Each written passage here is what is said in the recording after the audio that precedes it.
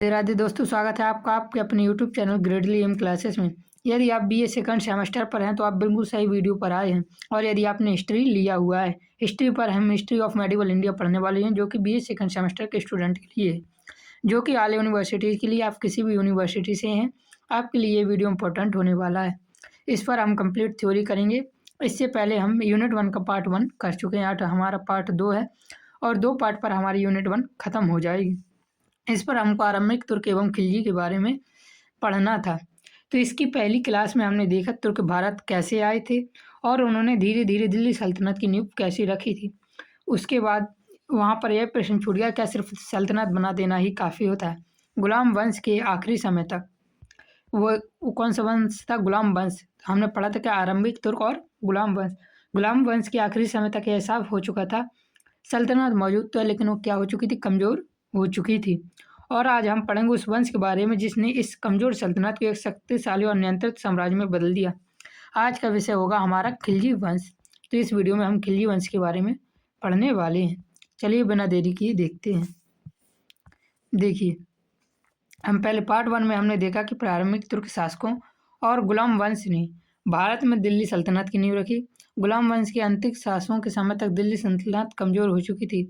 तुर्क अमीरों में आपसी संघर्ष बढ़ गया था। इससे राजनीतिक अस्थिरता के कारण खिलजी वंश का उदय हुआ, जिसने दिल्ली सल्तनत को न केवल स्थायित्व प्रदान किया बल्कि उसे शक्तिशाली साम्राज्य में भी परिवर्तित किया था।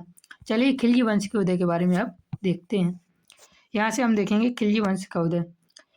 खिलजी वंश ने 1290 ईस्वी से 1320 ईस्वी तक दिल्ली पर शासन किया। इस वंश की स्थापना जलालुद्दीन फिरोज खिलजी ने की थी। किसने की थी इस वंश की स्थापना? जलालुद्दीन फिरोज खिलजी ने 1290 ईस्वी में की थी। उसने गुलाम वंश के अंतिम शासक क्यूमर्स की हत्या कर दी थी। याद रखना, जलालुद्दीन फिरोज खिलजी ने किस शासक की हत्या की थी? तो क्यूमर्स शासक की हत्या कर खिलजी वंश की स्थापना की थी। और ये कब किया था? तो ये किया था 1290 ईस्वी में। क्यूमर्स की हत्या कर सिंहासन पर अधिकार कर लिया। जलालुद्दीन एक उदार और सहिष्णु शासक था जिसने 1296 ईस्वी तक शासन किया था। जलालुद्दीन खिलजी के बाद आता है हमारा अलाउद्दीन खिलजी। चलिए अब अलाउद्दीन खिलजी के बारे में देखते हैं। अलाउद्दीन खिलजी जलालुद्दीन फिरोज खिलजी का भतीजा था। किसका भतीजा था? तो ये जलालुद्दीन फिरोज खिलजी का भतीजा था। कौन उसका भतीजा था? तो अलाउद्दीन खिलजी। उसने अपने चाचा की हत्या कर अर्थात अलाउद्दीन खिलजी की हत्या कर जलालुद्दीन खिलजी की हत्या कर अलाउद्दीन खिलजी ने 1296 ईस्वी में दिल्ली सत्ता को अपने हाथ में ले लिया। अलाउद्दीन खिलजी ने 1296 से 1316 ईस्वी तक शासन किया और वह खिलजी वंश का सबसे शक्तिशाली और प्रसिद्ध शासक था। यदि पूछा जाए खिलजी वंश का सबसे शक्तिशाली और प्रसिद्ध शासक कौन था, तो इसका सही आंसर हो जाएगा अलाउद्दीन खिलजी। जलालुद्दीन फिरोज खिलजी ने हमारे सल्तनत की नींव रखी थी, खिलजी वंश की नींव रखी थी। उसने गुजरात अर्थात किसने? अलाउद्दीन खिलजी ने गुजरात, रणथंभौर, चित्तौड़, मालवा, मंदसौर और चंदेरी जैसे क्षेत्रों को जीतकर अपने साम्राज्य का विस्तार किया। उसके सेनापति कौन थे? मलिक कफूर। याद रखना, अलाउद्दीन खिलजी का सेनापति मलिक कफूर था। इसने दक्षिण भारत में देवगिरी, तेलंगाना और काकतीय राज्यों पर विजय प्राप्त की थी। कहाँ कहाँ पर? देवगिरी, तेलंगाना और काकतीय, याद रखना, ये विजय प्राप्त की थी। अब इसके बाद आता है मंगोल आक्रमणों का प्रतिरोध। अलाउद्दीन खिलजी ने किन मंगोल आक्रमणों का प्रतिरोध अर्थात उन्हें रोका था? अलाउद्दीन खिलजी के शासनकाल में मंगोल ने उत्तर पश्चिम सीमाओं पर बार बार आक्रमण किए।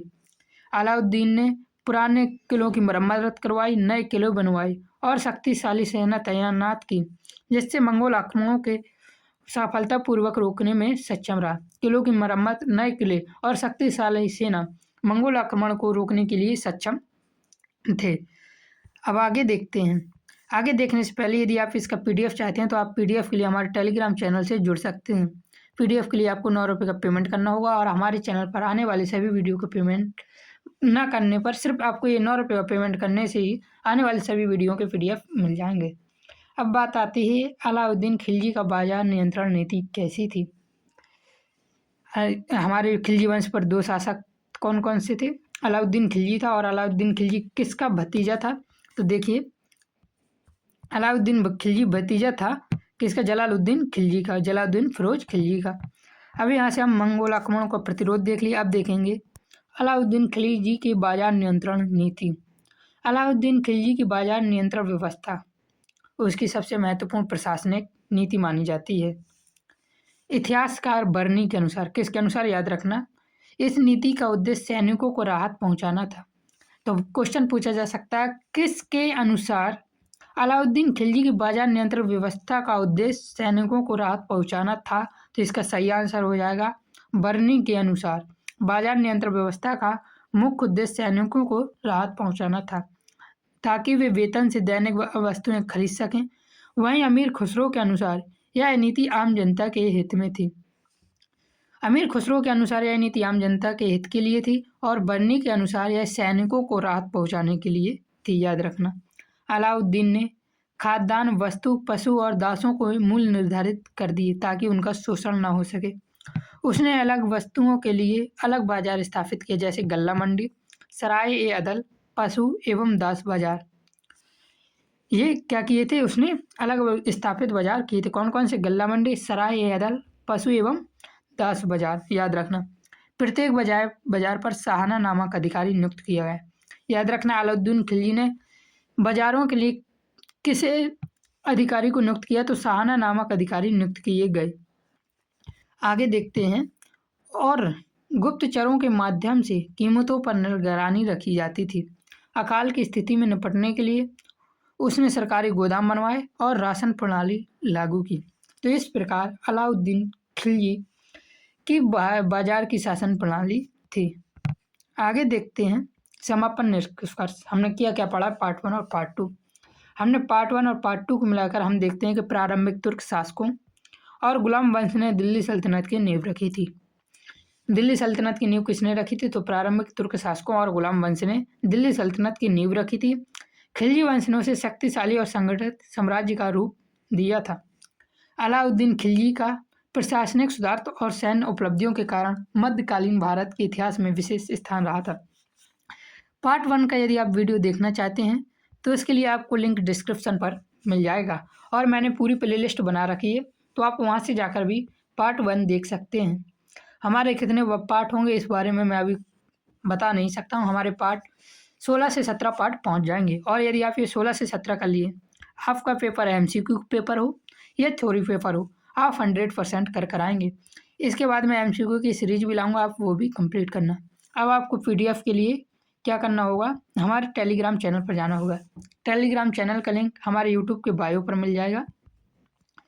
बायो पर जाते ही आपको 9 रुपये का हमें पेमेंट करना होगा मैसेज कर 9 रुपये का पेमेंट करते ही आपको सारे PDF का एक्सेस मिल जाएगा। हमारे चैनल पर जितनी वीडियो पहले डल चुकी हैं या आने वाले समय पर डलेंगी, तो जुड़ जाना।